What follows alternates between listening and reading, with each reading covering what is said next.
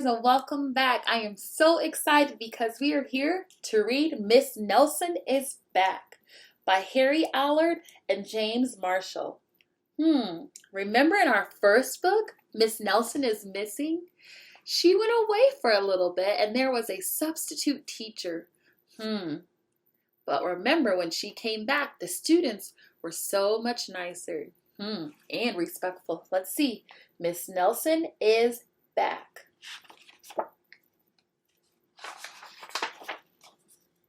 Miss Nelson is back. One Friday, Miss Nelson told her class that she was going to have her tonsils out. "I'll be away next week," she said, "and I expect you to behave." "Yes, Miss Nelson," said the kids in room 207.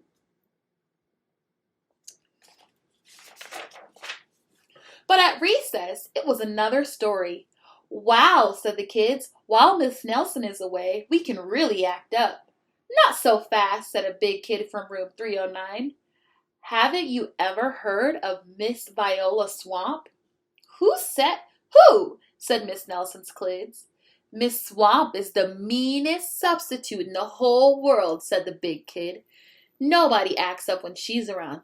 "Ooh," said Miss Nelson's kids. "She's a real witch," said the big kid. "Ooh," said Miss Nelson's kids. "I'll just bet you get the swamp," said the big kid. Remember Miss Swamp from Miss Nelson is Missing? On Monday morning, Miss Nelson's kids were all in their seats. They were very nervous. Some of them had not slept well at all that weekend. "If we get the swamp, I'll just die," said one kid.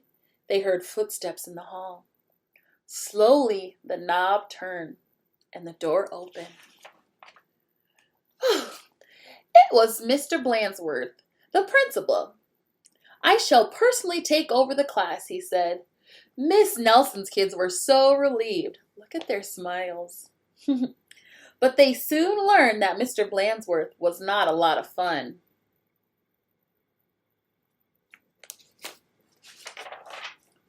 All morning, Mr. Blansworth tried to amuse the class with his corny card tricks. "Oh, brother," said the class. That afternoon, Mr. Blansworth showed the class his favorite shadow pictures. "This is kid stuff," said the class. The next day, Mr. Blansworth demonstrated his favorite bird calls. They were not a success. And for 2 days, Mr. Blansworth showed slides of his goldfish Lucille. Miss Nelson's kids had never been so bored.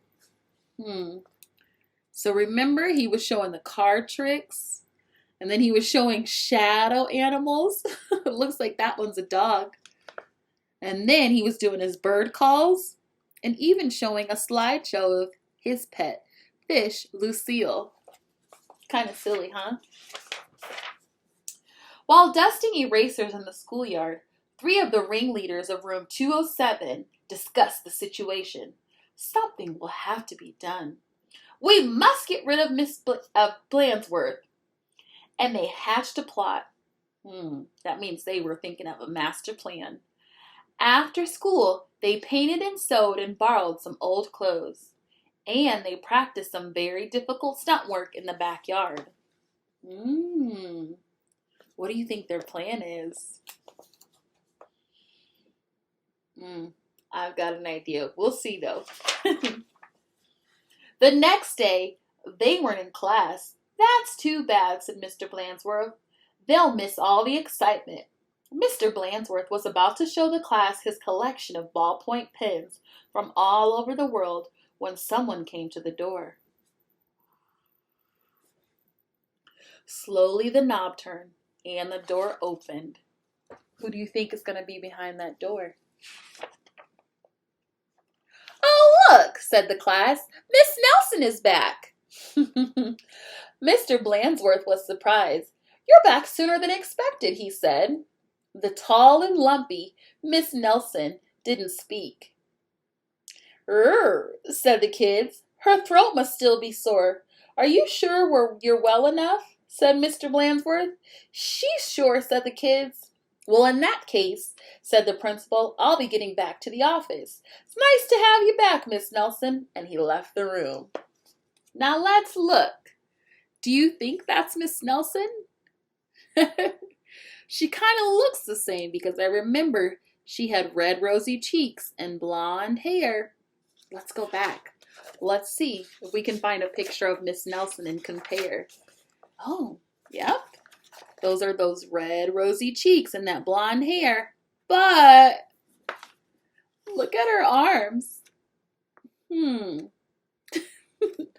Are you thinking what I'm thinking?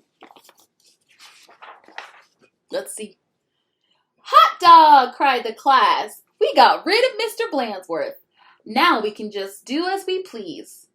And at the stroke of 10, the kids left room 207. They left the building and no one stopped them.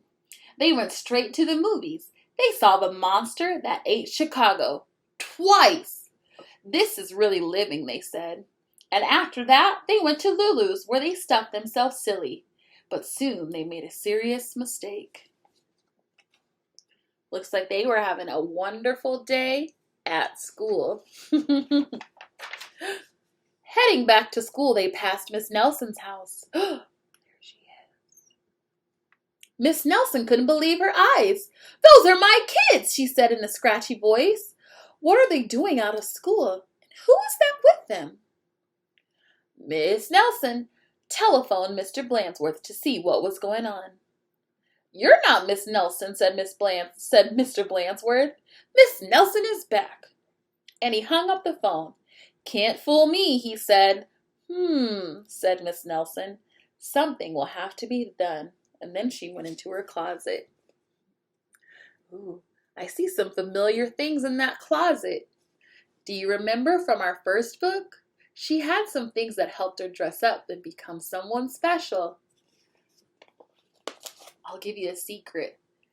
I think it's Miss Swamp, but we'll see. Back in 207, Miss Nelson's kids were spending an agreeable afternoon. They were very pleased with themselves. We should do this more often, they said. They did not notice the figure out in the hall. Someone's coming in. Slowly the knob turned and the door opened. My name is Viola Swamp, said the lady in a scratchy voice. Yipes! Cried the kids. The swamp! That's right, said Miss Swamp, and I'm here to whip this class into shape. Get back into those desks on the double. The class did as it was told. The big kid from 309 was certainly right. Miss Swamp was a real witch. She knew how to get results. The class did a whole week's of work in no time. We shouldn't have gotten rid of Mr. Blandsworth, they said. Pipe down, said the Swamp, or just then something under a desk attracted her attention. What'd she find? It was a mask. Ha-ha, said Miss Swamp. So that's your little game. And she tried on the mask just as Mr. Blandsworth stepped into the room.